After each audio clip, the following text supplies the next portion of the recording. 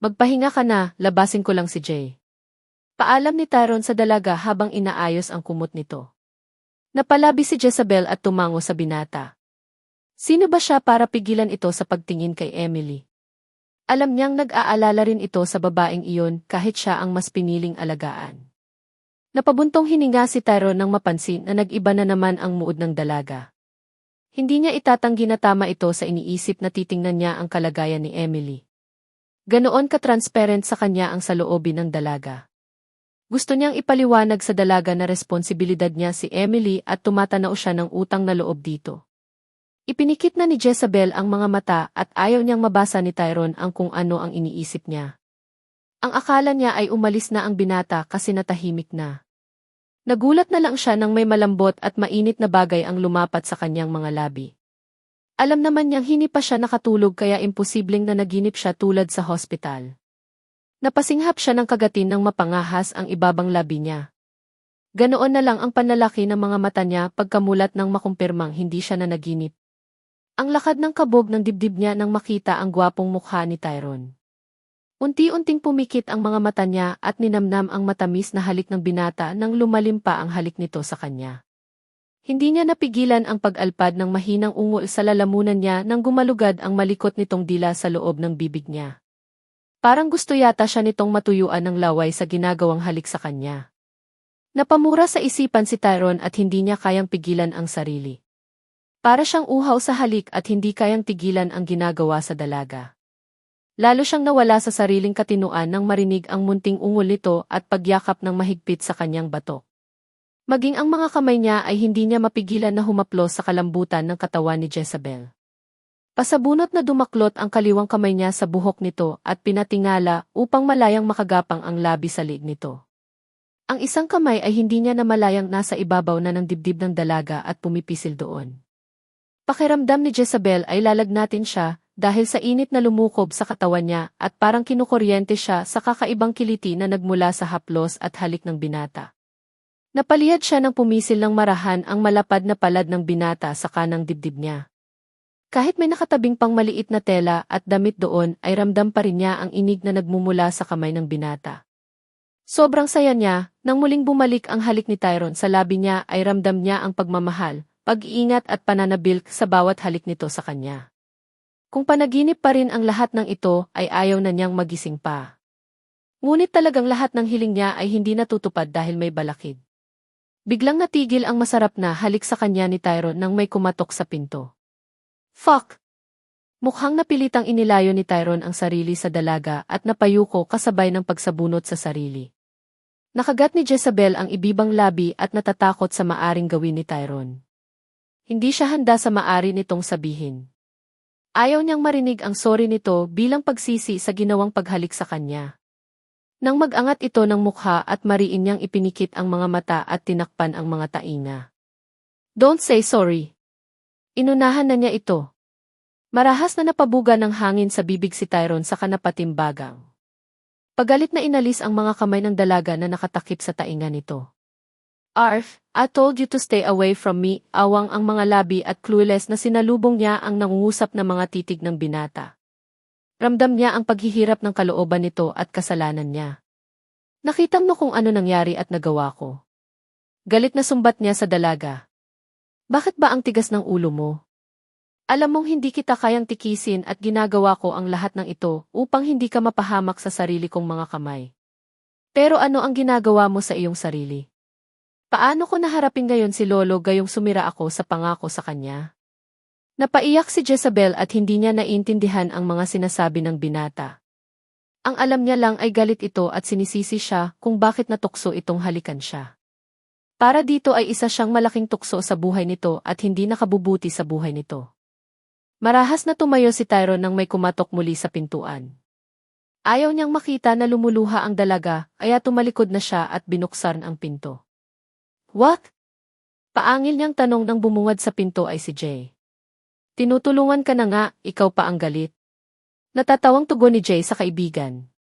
Tangkang sisilik siya sa loob ng silid, ngunit iniharang ng kaibigan ang malaking katawan nito sa pinto.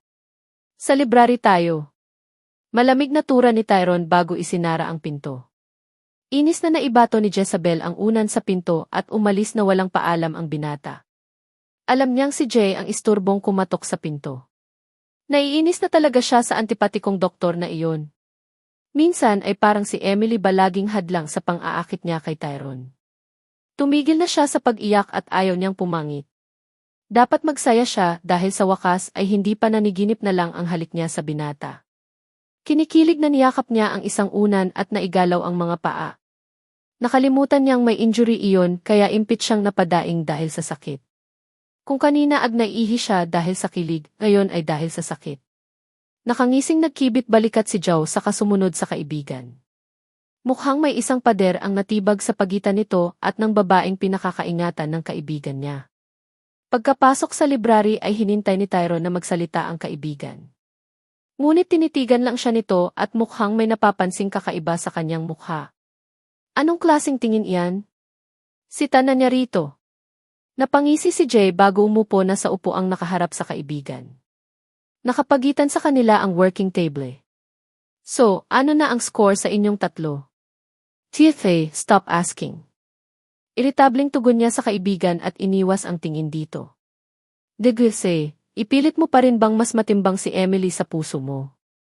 Naaasar na tanong ni Jay. Kahit ano ang gawin mo ay hindi mo sila kayang kontrolin at sabay na maalagaan sa iisang bubong lamang. Napabuntong hininga si Tyrone at isinandal ang likod sa kinaupuan. Alam niyang tama ang sinasabi ng kaibigan. Huwag mo nang dayain pa ang sarili mo, pare. Alam mong mas seryoso ang injury ni Emily kaysa kay Jezabel pero mas pinili mong unahin pa rin siya. Kumusta na siya? Pumalatak si Jay. Alam niyang nakonsensya na rin ang kaibigan. Hindi siya maaring nagkikilos ng ilang araw at kailangan niyang maalagaan ng husto. Ikukuha ko siya ng nurse. Umangat ang isang sulok ng labi ni Jay. Ano ang nangyari at mukhang ayaw mo ng alagaan ng persobal si Emily?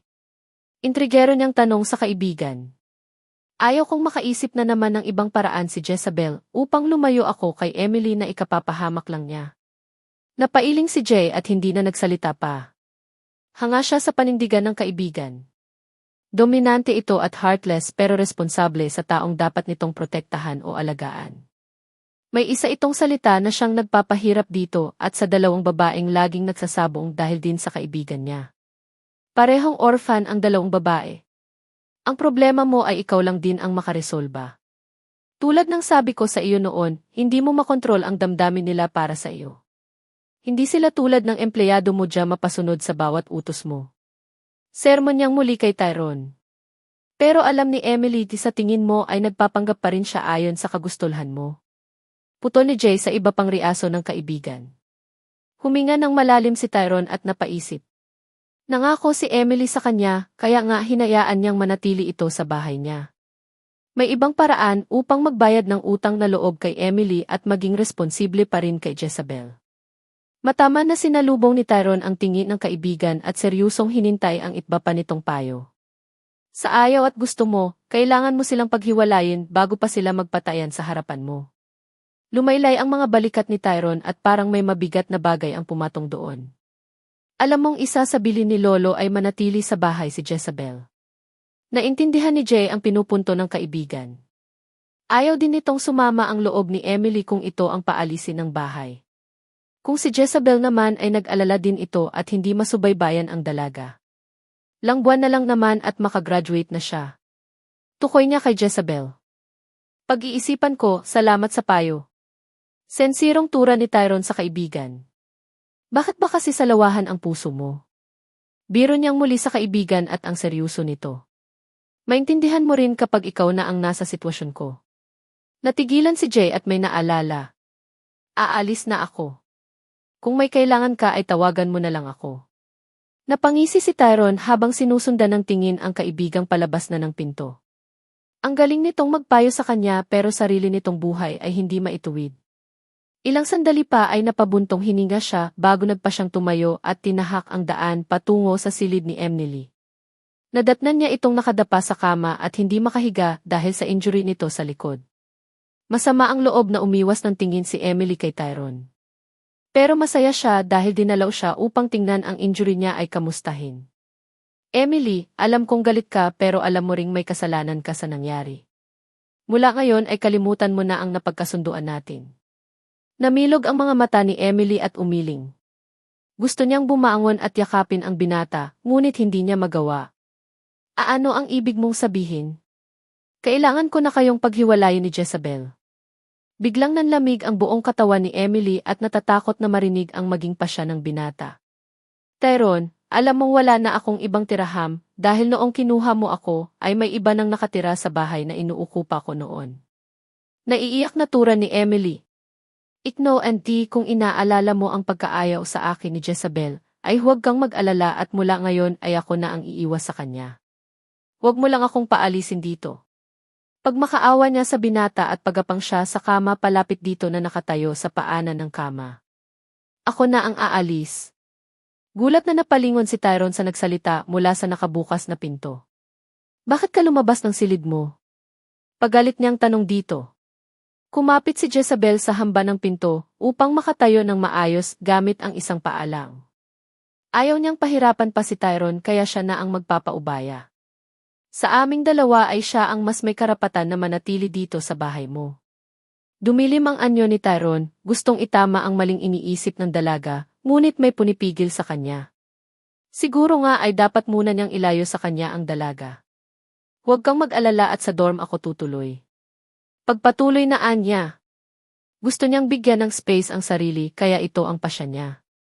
Gusto niyang subukan kung hanggang saan ba talaga ang pagmamahal niya sa binata tulad sa madalas na tanong nito sa kanya kapag ipinipilit ang sarili dito. Napabuntong hininga si Tyrone at napaisip ng marinig kung saan tutuloy ang dalaga. Mayroon siyang bachelor pad na maaring terhan ng dalaga. Pero ayaw niya at parang hindi safe para dito ang manirahan ng mag-isa sa ganoong lugar. Ang dorm ay best option. Doon ay puro babae ang nakatira at bawal ang lalaki. May curfew din na kailangang sundin kaya alam niyang hindi mapariwara doon ang dalaga. Jezabel, hindi mo kailangang umalis dito. Sa ating dalawa ay ako ang dapat na umalis. Napaismid si Jezabel nang marinig ang sinabi ng babae. Akala mo talaga ay bukal sa loob nito ang mga sinasabi. Gayong kanina lang ay nagmamakaawa ito kay Tyrone na huwag paalisin dahil walang ibang matirhan. Sigurado ka ba dyan sa pasya mo? Mukhang napilitang tanong ni Tyrone kay Jezabel at hindi pinansin si Emily. Nakangiting tumango si Jezabel sa binata. Paikay ka siyang lumapit sa binata at yumakap sa baywang nito upang mapanatag na ang loob. Hayaan mong patunayan ko sa iyo na matured na ako at ayaw kong nahihirapan ka dahil sa akin. Inis na napadaklot ang mga daliri ni Emily sa kobre kama dahil sa nakikita. Dapat siyang matuwa at aalis ang karibal. Ngunit iba ang nararamdaman niya. Nababahala siya sa maaring kahinatnan ng lahat at ang ending ay siya ang talo sa kanilang dalawa. Mabilis na binuhat ni Tyrone ang dalaga nang mapansin na isang paalang nito ang may puwersa. Mamaya natin pag-usapan ang tungkol dito. Kailangan mo pa ng pahinga. Walang reklamong iniyakap niya ang mga kamay sa batok ng binata. Tumingin siya kay Emily na ang talim ng tingin sa kanya. Kulang na lang ay bugahan siya ng apoy dahil sa galit. Pagod na rin siyang makipagkumpetensya kay Emily at si Tyrone ang naipit sa kanilang dalawa. Ito rin naman ang gusto niya noong nagre-rebelde ang kalooban niya. Ang umalis sa poder ng binata. Pero ngayon ay walang sama ng loob siyang nararamdaman. Marahang ibinaba ni Tyrone sa kama ang dalaga at pinasandal ito sa headboard. Pinapayagan kita sa gusto mo hindi dahil ayaw na kitang alagaan pa. Pinigilan niya ang sarili na mapangiti dahil sa paliwanag ng binata. Ayaw ko lang na maulit itong insidente sa pagitan ninyong dalawa lalo na at kailangan kong dalawin sa Australia si Lolo, paliwanag ni Tyrone. Magtatagal ka ba roon? Parang biglang nakatandam siya ng kahungkagan nang malaman na hindi makita maghapon ang binata at nasa malayo. Hindi ko pa alam at kailangan ako roon dahil ooperahan siya sa mata. Nakagat ni Jezabel ang ibabang labi upang pigilan ang sarili na isatinig ang laman ng isipan. Gusto niya sanang sumama at alagaan din ang tinuturing na abuelo, ngunit imposible. Graduating na siya ay hindi gustuhin na makita siya ng matanda sa kahinaan nito. Kaya nga nasa ibang bansa ito at ayaw nitong nakikita niyang may sakit. Sobrang miss na niya ito at halod 2 taon nang namamalagi roon. Hindi rin matimbang sa puso ko si Emily kaya kita pinapayagan na tumira sa dorm. Patuloy na paliwanag ni Tyrone. Hindi na niya napigilan ang paghulma ng ngiti sa labi niya dahil sa sinabi ni Tyrone. Gusto niyang itanong dito kung anong level na ba ang relasyon nilang dalawa? Pero pinigilan niya ang sarili at ayaw masira ang magandang mood sa pagitan nilang dalawa. Ipangako mo na hindi mo nahahayaang masaktan ang sarili mo at ipaalam sa akin kung ano ang mga gagawin mo, lalo na kapag lalabas ka. Nakangiting tumango siya sa binata. Jezebel, I'm serious. Napalabi siya at hindi natuwa ang binata na makita siyang nakangiti. Tatawagan mo ba ako araw-araw? Alam mong busy ako. Aroganting tugon ito sa dalaga at nag-iwas ng tingin nang mapansin ang kakaibang ngiti sa labi ng huli. Muling napalabi si Jezebel at nagsungit na naman ang binata. Bipolar talaga ito. Here's the card. Use this at huwag hayaang magutom ang sarili. Masayang tinanggap niya ang bigay ng binata. Sa pagkakataon na ito ay hindi na niya ito susuwayin upang hindi magalit sa kanya. Mabigat ang loob na tumayo si Tyrone at dinukot ang cellphone mula sa suot na maong short. Tinawagan niya ang kanyang assistant at pinaasikaso ang dorm sa university. Isa siya sa major sponsor ng naturang university kaya walang problema ang lahat. Make sure na maganda ang background ng makasama niya sa isang silid at alisin ang mga patalim na gamit. Kinikilig na pinakinggan niya lang ang binata. Sobrang thoughtful nito lalo na para sa kaligtasan niya. Bumaba siya sa kama ay yumakap sa baywang nito habang may kausap pa rin ito sa cellphone. Ang saya niya dahil hindi na siya pinagtutulakan palayo. Noon ay parang takot na madikit siya dito. Ang akala niya noon ay pinandidirian siya ng binata. Ayaw lang pala nitong matukso sa kanya. Tumingala siya nang maramdaman ang paghaplos nito sa buhok niya. Wala sa kanya ang atensyon ng binata at seryoso sa pagbigay ng instructions sa assistant nito. Sinamtalaga niya iyong at tumingkayad siya gamit ang isa lang paa saka hinalikan ito sa panga. Iyon lang kasi kaya niyang abutin dahil sa tangkad nito. Naramdaman niyang natigilan ito pero hindi siya pinagalitan o sinaway. Tinapos na niya ang pakipag-usap kay Julia saka hinapit sa baywang ang dalaga na parang batang nakayakap sa baywang niya. Stop being naughty. Can kiss you anytime from now on, tanong niya sa binata habang nangungusap ang mga matang nakatitig dito. Sa halip na sagutin ang dalaga ay bumaba ang ulo niya at sinalubong halik ang nang anyayang labi nito. Pero hindi na niya pinalalim ang halik at baka makalimot siya. Mawalan lang ng saysay ang pagpayag na tumira ito pansamanala sa dorm. Rest, kailangan kong pumunta ng opisina ngayon. Ang lunch mo ay dadalhin na lang dito ng katulong inapatingin si Jezebel sa orasan. 11:00 lang pala. Mukhang may meeting ito na kailangang puntahan. Alam niyang maging abala ito sa kumpanya lalo na at paalis. Sinunod niya ang utos nito at nagpahinga lang sa silid. Tama na muna ang pakipag-asaran kay Emily at baka lumala pa ang bali niya sa paa. Hindi rin naman siya makatulog kaya naisip niyang tawagan si Minche. Tuwang-tuwa ito nang makilala siya at first call niya ito. Hey, how are you? Nakalabas ka na pala ng hospital at pinuntahan ka namin kanina sa room mo. Nakangiting bati ni Minche sa dalaga. Okay na po ako at salamat sa pag-alala. Kumusta po ang mommy niyo saka si Trix?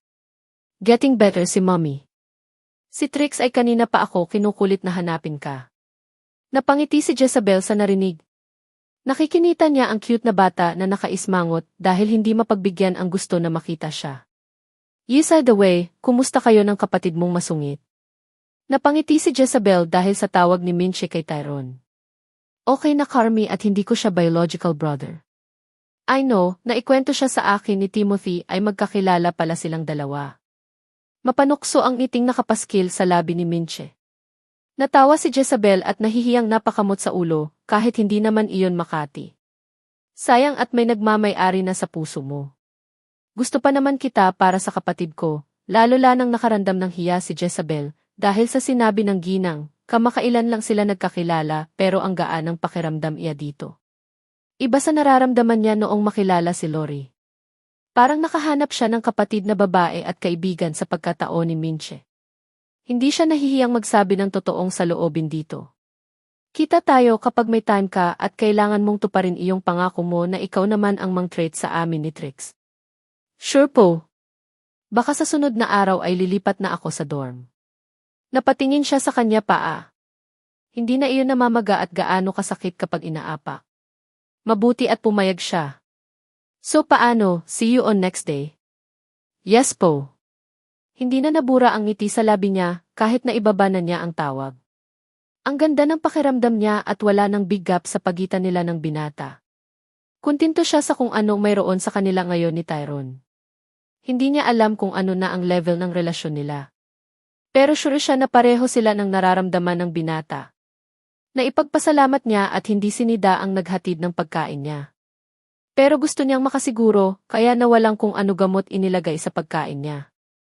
Pinatikman niya iyon sa katulong maging ang inumin. Sa kabilang silid, ilang beses na pamura si Emily bago nakabangon. Kailangan pa siyang tulungan upang makabangon hanggang sa makaupo. Okay na po ba kayo sa pagkaupo niyo, ma'am? Tanong ni Nida sa babae na halos hindi na madrawing ang mukha dahil galit at may iniindang sakit. Mukha ba akong okay? Singbal ni Emily sa katulong. Huwag na po kayong magalit at lalo lang sasakit ang likod ninyo. Pang-uuto ni Nida dito kahit naiinis na rin sa bibig ng dalaga.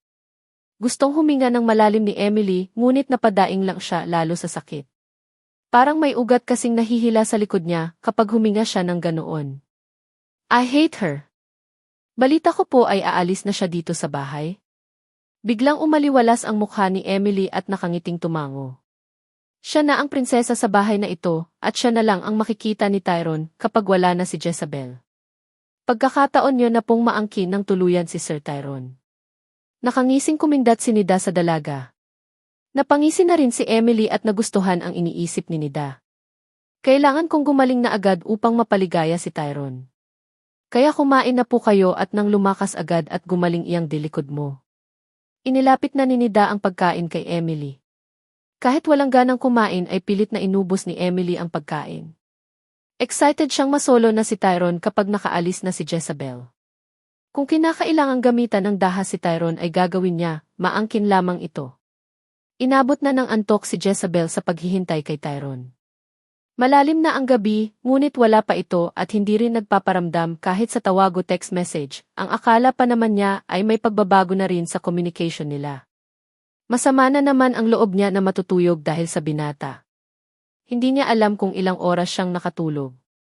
Naalimpungatan na lang siya nang maramdamang may yumakap sa kanya. Sisigaw na sana siya dahil sa takot ngunit naudlot ng maamoy ang lalaking mapangahas. Dim ang ilaw sa silid niya dahil lampshade lang ang bukas.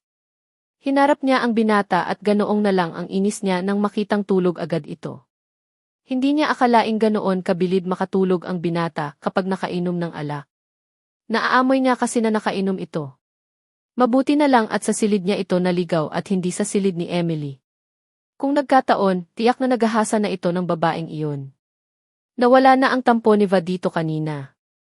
Maanim ngiti sa labi na umunan siya sa matigas nitong dibdib at muling natulog. Muli, nagising siya dahil naalimpungatan sa katok sa pinto. Agad niyang nilingon ang tabing higaan ngunit wala na roon ang binata. Inis na bumangon siya paika-ika na lumapit sa pinto upang buksan iyon. Ma'am, almusal niyo po, ani ng katulong na may tulak na food cart, kung saan nakalagay ang tray na mailamang mga pagkain. Pinagmasdan ni Jezabel ang katulong. Ito rin ang naghatid sa pagkain niya kagabi. Si Tyrone? Nakaalis na po at ibinili na sa silid lang kayo kakain ng almusal. Napasimangot siya, hindi man lang siya ginising ng hakik kanina ng binata bago umalis.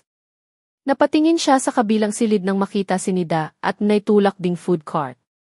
Mukhang tulad niya ay pinaalagaan din sa katulong si Emily. Ano po ang kalagayan ni Emily? Pabulong niyang tanong sa katulong. Hindi ko po nakikita pero ang sabi ni Nida ay hindi makabangon mag-isa. Pabulong ding tugon ng katulong. Napangisi si Jezabel, deserve, anya habang nakatingin sa pinto ng silid ni Emily. Nagmamadali ng tinulak ng katulong ang food cart papasok sa silid ng dalaga. Ayaw niyang mangialam sa away ng dalawa at baka madamay pa siya. Ayaw niyang mawalan ibis trabaho lalo na at sa kanya ipinaglatiwala ni Tyrone si Jezabel sa halip na kay Nida. Sure ka na walang lason iyang dala mong pagkain? Duda niyang tanong sa katulong. Ma'am, ako ang mananagot kay Sir Tyrone kapag may masamang nangyari sa iyo. Mabuti at alam mo. Huwag kang tumulad kay Nida. Mataray niyang ani sa katulong. Pilit nang umiti ang katulong bago lumabas na ng silid. Huminga siya ng malalim bago sinimulan ang pagkain. Manaka-naka ay tinitingnan ang cellphone, ngunit walang message mula sa binata. Iniisip na lang niya na abala ito sa negosyo. Pagkatapos kumain ay tinawag niya ang katulong upang magpatulong sa pag-impake. Mukhang natuwa pa ito nang malaman na aalis siya. Kapag siya ang naging reyna na sa bahay na ito ay talagang papalitan niya ang mga katulong. Lalong nasira ang umaga niya nang may pumasok sa kanyang silid ng walang paalam. So, totoo ngang pinalayas ka na. Nang aasar na ani Emily habang nakatingin sa maleta ni Jezabel. Excuse me, ako ang kusang aalis at hindi pinalayas. Dapat kang magpasalamat sa akin dahil sinalo kita na siyang mapatalsik sana sa bahay na ito. Mataray niyang tugon kay Emily. Thank you. Sa halip na maasar kay Jezabel ay iniinis niya rin ito. At sana ay hindi ka na malabalik at makalapit pa kay Tyrone. Dugtong pa niya. Sorry pero malabong mangyari iyan dahil siya mismo ang lalapit sa akin. Napangisi siya nang tumalim ang tingin sa kanya ni Emily. Alam mo bang sa silid ko siya natulog kagabi, at sa tingin mo ay maniniwala ako sa iyo. Nakangiti niya ring tanong kay Jezabel pero deep inside ay gusto na niya itong sabunutan. Well, hindi ka ba nagtataka kung bakit bigla niya akong pinayagang umalis? Patuloy niyang tanong sa tonong ng aasar. Sandaling natigilan si Emily at napaisip dahil sa tanong ni Jezabel. Ang alam nga niya ay hindi pumapayag si Tyrone na umalis ang babae sa poder nito. Gusto niyang sabihin kay Jezabel na huwag nang putulin ang sinasabi nito. That's our secret. Tumawa siya nang makita ang pagkapikon sa kanya din ni Emily. Ipinakita pa niya ang larawan na kuha niya kagabi na magkatabi siya ni Tyrone sa kama. Ah, fuck you. Tangkang susugurin ni Emily si Jezabel, ngunit hindi na ituloy, sa halip ay napadaing siya sa sakit sa likod. Nakalimutan niyang masakit pa ang likod niya at bawal mapuwersa. Lalong natawa si Jezabel nang makitang nahihirapang ituwid ni Emily ang likod nito. Para ka ng matandang kuba. Pang-aasar pa niya rito. Malandi. Huling araw mo na itong magpakasaya kaya lubos-lubusin mo na. Sure, gusto mo pa bang sayawan kita at nang hindi ka na ma-stress sa akin? Pang-aasar pa rin niya kay Emily. Sa halip na sagutin si Jezabel ay tinalikuran niya ito. Ingat sa maging bago mong mundi. Makahugan niyang turan bago lumabas ng silid. Sa sarili mo dapat sabihin iyan at mas kailangan mo nang hindi ka na nakakarma. Pahabol niyang pang-aasar kay Emily. Ngunit nagtaas lang ito ng kamay at ipinakita sa kanya ang middle finger. Natatawang ipinagpatuloy na ni Jezabel ang pagliligpit sa kanyang gamit. Hindi naman niya dadalhin lahat ng gamit niya kasi walang space doon sa titirhan niya. Sa dami niya ring damit na si Tyler mismo minsan ang bumibili. Lumipas ang maghapon na hindi na naman nagparamdam si Tyrone. Sanay naman na siya sa ganoong ugali ng binata. Pero pinaasa siya kahapon. Napabuntong hininga siya at napatingin sa larawan nila ng binata. Halos lahat ng kuha niya kay Tyrone ay puro stolen shot. Gayunpaman ay masaya siya at may natitigan siya kapag naboboring. Ilang sandali pa ay tumunog ang cellphone niya. Nagmamadaling sinagot niya iyon sa pag-aakalang si Tyrone ang tumatawag. Balita ko ay lilipat ka sa dorm. Biglang lumaylay ang mga balikat niya nang makilala ang nasa kabilang linya. Ikaw pala. Walang gana niyang tugon kay Jason. Sino ba ang inaasahan mong tatawag sa iyo? Nanunukso tanong ni Jason mula sa kabilang linya. Nothing. Defensive niyang tugon at mumiti kahit hindi siya nakikita ng kaibigan. Saan mo nga pala nabalitaan iyang balita? May kalayaan ka na mula bukas. Are you sure na kaya mo nang mamuhay na ikaw lang at wala kasama? Mahamig sa tinig ni Jason ang pag-alala. Namnan at huwag mo nang itaong kung paano ako pinayagan. Inunahanan na niya ang mga tsismosa. Nga pala, alam mo bang nakalaya na si Dory? Napasimangot si Jezabel. Ang bilis naman. Gusto niya sanang abutin ng 1 linggo sa kulungan ang babaeng iyon. Naputol ang pag-uusap nila ni Jason nang may biglang tumatawag sa kanya. Hindi na niya nagawang magpaalam kay Jason nang makilala ang nasa on-hold call. Are you done packing? Tanong ni Tyrone sa dalaga mula sa kabilang linya. Napasimangot siya dahil sa bungad na tanong ng binata. Wala man lang pangangamusta. para bang nagmamadaling makaalis na siya sa bahay nito. Napabuntong hininga si Tyrone nang walang tugon na kuha mula sa dalaga. Kailangan kitang ihatid today sa dorm at mamayang midnight ang flights ko. Okay lang ba si Lolo? Napalitan ng kaba ang inis na nadarama kanina. He's fine, kailangan ko lang siyang dalawin na. Nakahinga ng maluwag si Jezabel sa narinig. Yes, I'm done. Kung abala ka ay okay lang na ako na lang mag-isa sa ang pumunta sa dorm. No, hintayin mo ako at pauwi na rin ako. Tumayo na si Tyrone at nagmamadaling umuwi. Sir, ang meeting mo po today ay cancel. Putol niya sa pagsasalita ni Julia saka ito nilampasan. Awang ang bibig na sinundan niya ng tingin ang binata. First time itong pag-cancel ng binata sa meeting. Pinigilan ni Jezabel ang sarili na yakapin ang binata nang makita ito. Maghapon niya lang itong hindi nakita pero mukhang pagod na pagod ang binata at walang tulog. Let's go, tanong ni Tyrone sa dalaga sabay kuha sa isa nitong maleta. May ngiti sa labi na sumunod na siya sa binata patungo sa loob ng sasakyan nito. Pagkasakay ay nilmon niya ang bahay. Napangisi siya at tiyak na magulat si Emily na wala na siya sa bahay. Ni hindi man lang tiningnan ito ng binata upang kamustahin. Pagkapasok ni Tyrone sa sasakyan ay nagulat siya nang bigla siyang yakapin. Please behave there, okay? Masuyong hinaplos ni Tyrone ang buhok ng dalaha habang yakap ito. Hindi ba ako matino dito? Tonong nagtatampong tanong niya sa binata. Napabuntong hininga ang binata at sandaling natahimik ilang sandali pa mukhang nahihirapang bigkasin ang laman ng isipan. Huwag mong hayaang masaktan ang sarili mo dahil sa akin. Kailangan natin maghiwalay sa ngayon para na rin sa kabutihan mo. Napalabi si Jezabel. Gusto niyang kintrahin ang binata, ngunit sinarili na lamang niya. Kung alam lang nito na ito ang kanyang lakas at inspiration.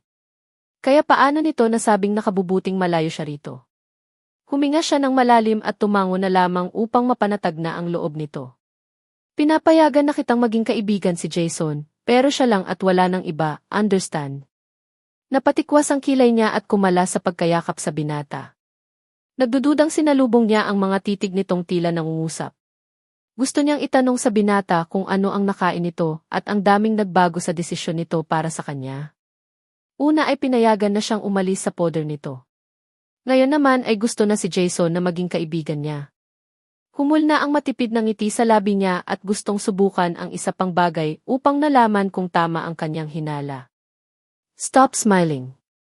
Iritabling sita ni Tyrone sa dalaga at umiwas ang tingin sa labi nito. Okay lang ba na makipagkaibigan na rin ako kina Ate Minche?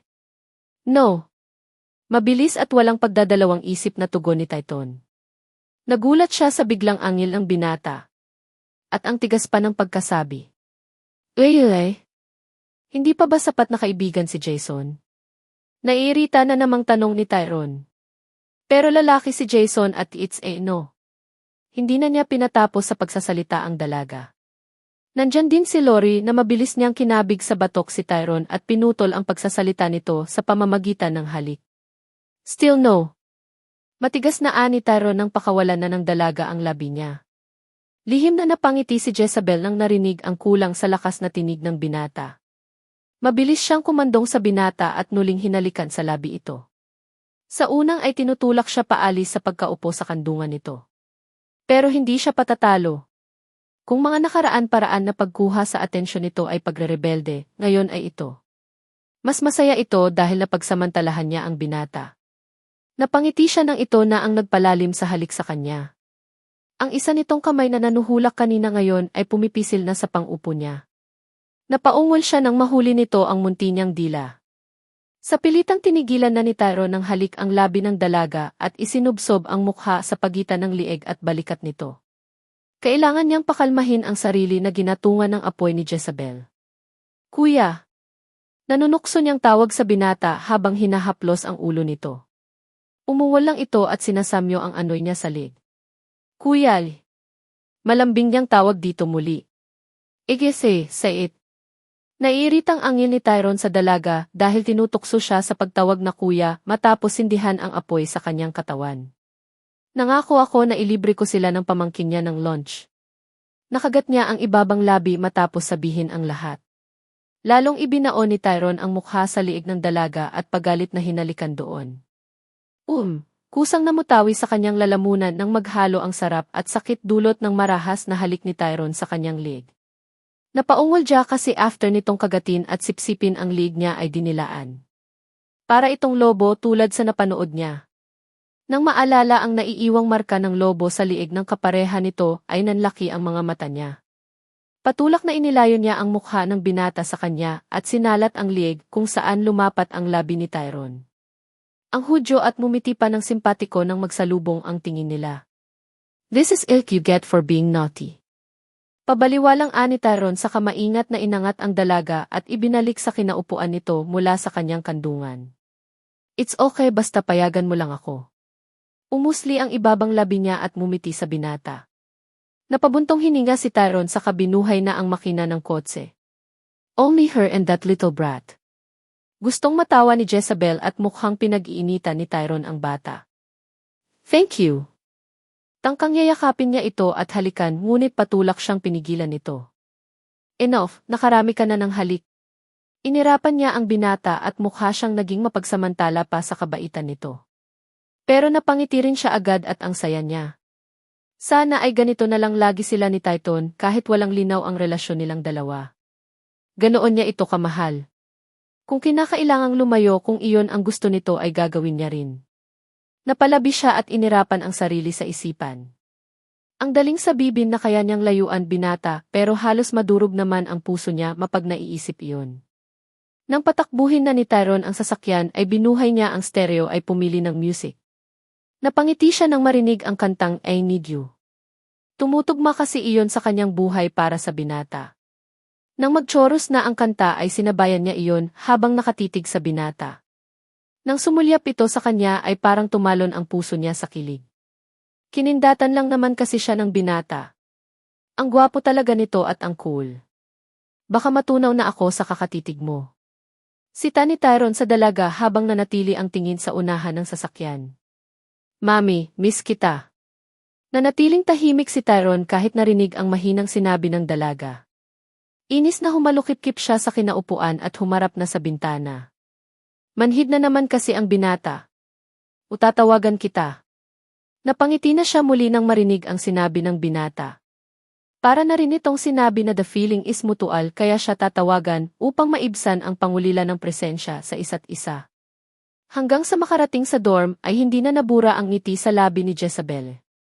Sinamahan siya ng binata hanggang silid na tutuyan niya. Kinilala din ang babaeng makashare niya sa silid.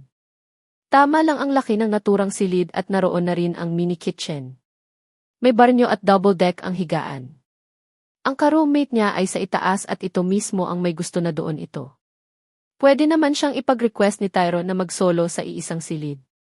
Pero ayaw nitong mapag-isa siya at iniisip ang phobia niya kapag masama ang panahon. Inatake lang naman siya ng ganoon kapag nakakita ng patalim tulad noong nasaksak siya. Ang mga bilin ko sa iyo, okay?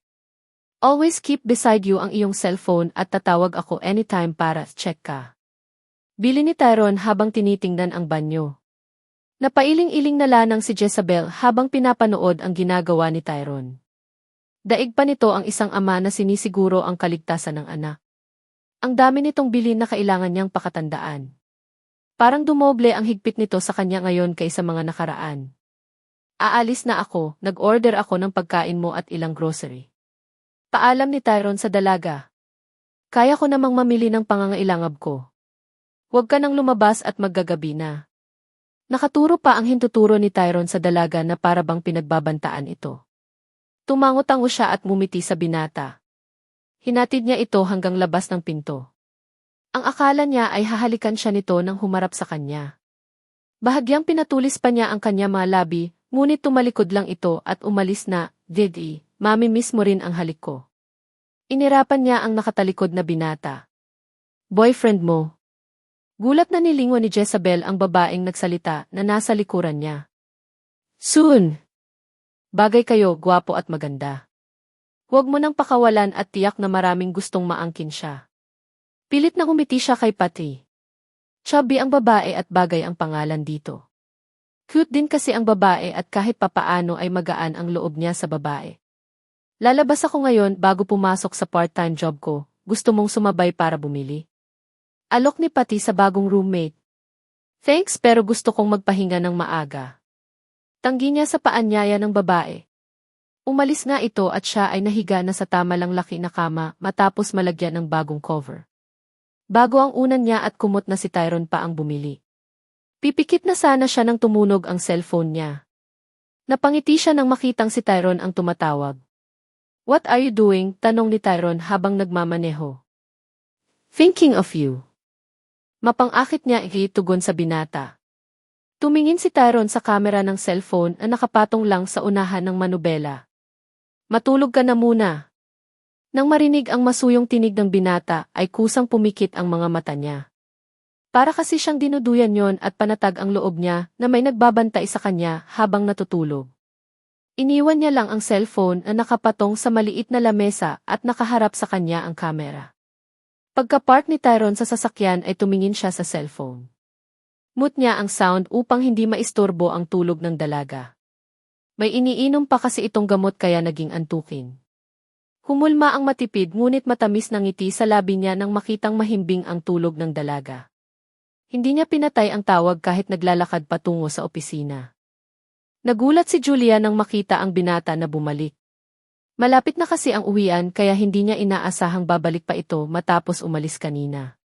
Sir, may naiwan po ba kayo o may kailangan pang gawin? Tawagan mo sa bahay at ipadala dito ang mga gamit ko na dadalhin sa pag-travel. Then maari ka nang umuwi, napasunod ang tingin ni Julia sa binata na umupo na sa upuan nito. Sunod na ginawa nito ay ipinatong ang cellphone ng patayo. Ngayon niya lang nakikita ito na laging hawak ang cellphone. Noon kasi ay laging nasa bulsa or basta na ipatong kung saan. Mukharing may kausap ito sa video call pero ang tahimik. Tumingin si Tyrone sa kanyang assistant nang hindi pa rin ito umaalis sa harapan niya. Right away, sir. Tarantang tura ni Julia at nagmamadali ng kinuha ang cellphone upang tawagan ang driver at iutos ang pinagagawa ng amo nila. Inis na naibato na naman ni Emily ang unan sa sahig matapos marinig na pinadadala ni Tyrone ang naka-impact ng damit nito sa opisina. Wala siyang kaalam-alam na pupunta ito sa ibang bansa. Ang akala niya masolo na niya ito ngayong wala na si Jezabel sa bahay nito. Ma'am, wag na kayong magalit at isang ilang araw lang naman mawawala si Sir Tyrone. Sinalo na ni Nida ang sunod na gamit na ibinabato ni Emily. Nakilang buga ng hangin sa bibig si Emily upang nabawasan ang galit na nadarama. Tawagan mo siya at sabihing masama ang pakiramdam ko. Pagalit niyang utos kay Nida. Asar na hinanap ni Nida ang cellphone niya na naipatong niya kung saan lang kanina dahil din sa pagwawala ng babae. Gusto niya sanang sabihin na huwag mag-aksayang tawagan si Tyrone dahil malabong ibebe pa ito ngayong wala na si Jezabel. Hindi niya alam kung bulag ba si Emily o nagtatangtangahan lamang sa katotohanan. Obvious namang ginagamit lang ito ni Tyrone laban kay Jezabel. Ito ang ginagamit ng amo niya bilang pananggala kay Jezabel. Ngayong wala na sa poder ng binata ang babaeng iyon, wala nang dahilan para gamitin pa si Emily. What are you waiting for? Singhal ni Emily kay Nida nang makitang hawak lang nito ang cellphone. Mukhang natauhan na nagmamadaling denial na ni Nida ang numero ng among lalaki.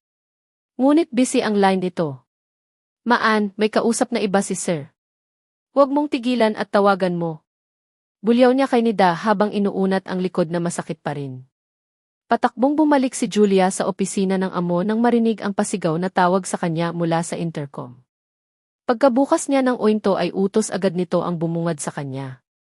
Tawagan mo ang katulong sa bahay at sabihing stop calling me dahil busy ang line ko. Hindi na siya nagtanong pa kung sinong katulong ang hatawag dito. May pagmamadaling tinawagan niya ang numero ng kilala niyang katulong. Nakahinga ng maluwag si Nida nang makitang ang assistant ng amo ang tumatawag. Ok na iyon kaysa wala at siya ang minumera ni Emily. Ano ba ang ginagawa mo at panay tawag ka gayong hindi sinasagot ang tawag mo? Pabulong at galit na tanong ni Julia sa katulong. Sorry po, masama kasi ang pakiramdam ni Ma'am Emily. Pilit di umiti si Nida at siya ang napapahiya. Tumikhim si Julia bago humakbang palapit sa binata. Mukhang nakalimutan nang naroon siya sa opisina nito.